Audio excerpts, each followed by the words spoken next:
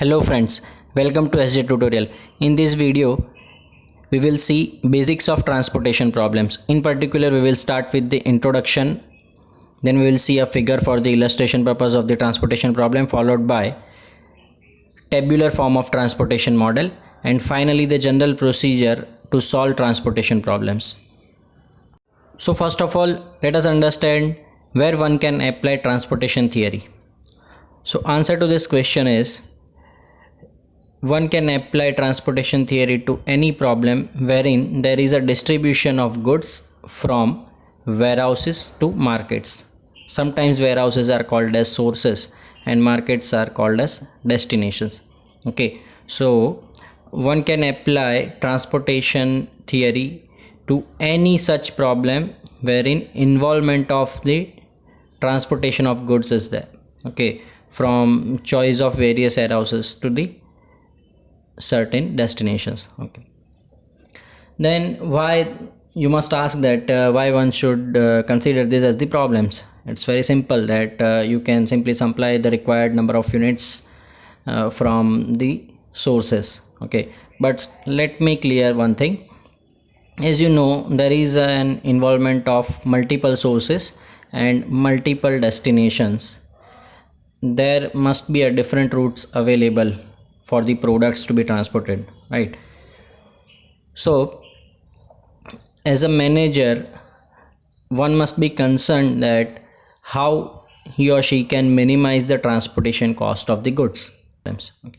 In order to solve such problems, one must have the fundamental requirements, that is the number of units required at the destinations.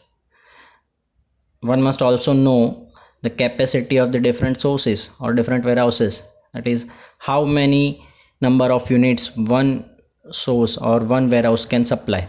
Okay, then one must be having the knowledge of per unit cost. Okay, for transporting one unit from one particular warehouse to the one particular market. Okay, so there must be a entire matrix available with you, okay, in order to solve this type of problem. Fine, now we have understood where this type of theory is applicable and what is the requirement of this theory. Okay, let us understand now the structure of transportation problem. Here you can see there are three different sources A, B and C from where we can supply the units or goods or products and to the destinations X, Y and Z. It's not necessary that sources must be in equal number to the destinations. Okay, it can be possible that you have only two sources and 5 destinations. Fine, so these sources have certain supply and these destinations have certain demand, total supply and total demand. Now there is one requirement for this theory is total supply must be equal to total demand. Now in practical condition you will always see that there is some imbalance between supply and demand that can be dealt by some modification in this theory. Okay, we will see in the coming videos how can we deal with such inequality. So this is here you can see this particular source can supply goods to X, Y and Z. It means here you can see in purple arrows there are 3 different routes available from source A.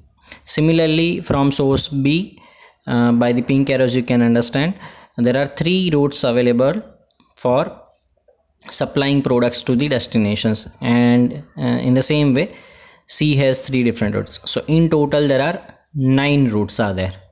But in order to optimize the solution or in order to get the best solution out of it, it's not necessary that you route your products from each and every available way. Okay, so it can be possible that you use only 5 routes.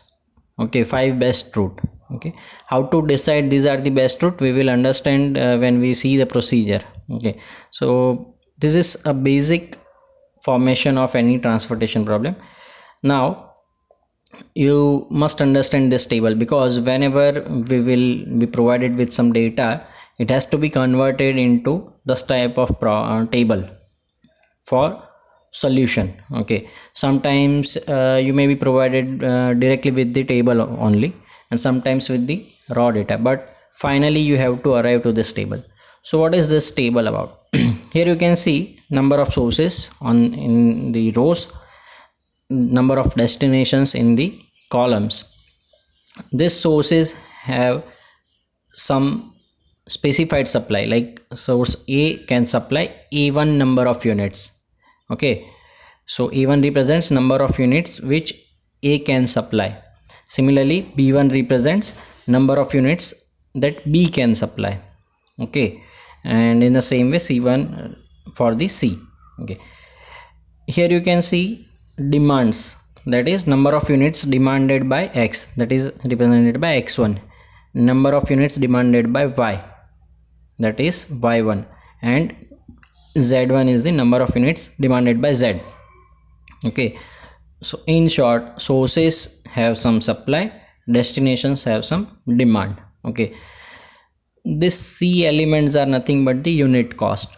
That means for transporting one unit from A to X, this will be the cost. Okay, definitely that there will be some number over here. Similarly, for transporting one unit from source A to destination Y, this will be the cost. Okay, so you can understand each and every matrix or each and every cell. Okay, now this X represents the number of units which have been transported from this source to this destination A to X, number of units transported from A to Y, number of units transported from A to Z.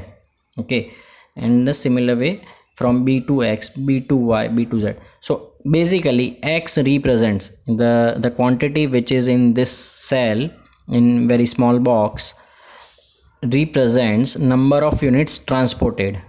Okay, and the C represent unit cost for transporting one unit from source to destination. Okay, so this is a basic structure. Finally, in this particular corner, right hand side bottom, you can see supply is equal to demand. So definitely there will be some number over here which will be summation of this A1, B1 and C1, which must be equal to X1, Y1 and Z1, because as I said, this theory requires to be supply equal to demand. Okay, now let us see a general procedure in order to solve any transportation problem. So first of all, one must obtain initial basic feasible solution. So what does that mean? It means solution which meets the supply demand criteria. It means whatever criteria is given, that source A can give only, let's say, 500 units, then the summation of the first row must be equal to summation of the number of units must be equal to 500 only. We have seen in this table,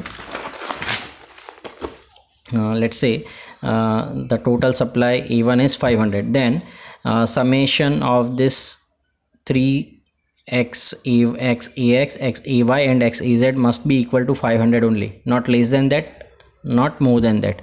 Similarly, if B1 is 200, then XBX, XBY and XBZ must be equal to 200 only, not less than, not more than. Okay, in the same way you can understand the demand criteria. Okay, so this is a supply demand criteria which must be satisfied. Okay, so that is step number 1, to get initial basic feasible solution. In the next step, we must check for whether the solution which we got is optimal or not. That means whether that solution is giving you the least cost or not. Okay, if yes, then that is an exit way for you. If not, you must revise the solution until the optimum solution is reached. Okay, so this is a fundamental or in general procedure in order to solve any type of transportation problem. Okay, there are certain methods available for this initial basic feasible solution, which we will see in the coming videos. Then there are some other methods to check whether this solution is optimal or not, and to solve or to make it the optimal solution. Okay, so we'll see each and every method in the coming videos.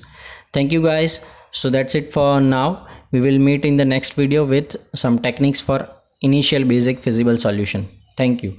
If you like my video, please subscribe my channel, and please give me your support so that I will be motivated to make such videos. Thank you guys.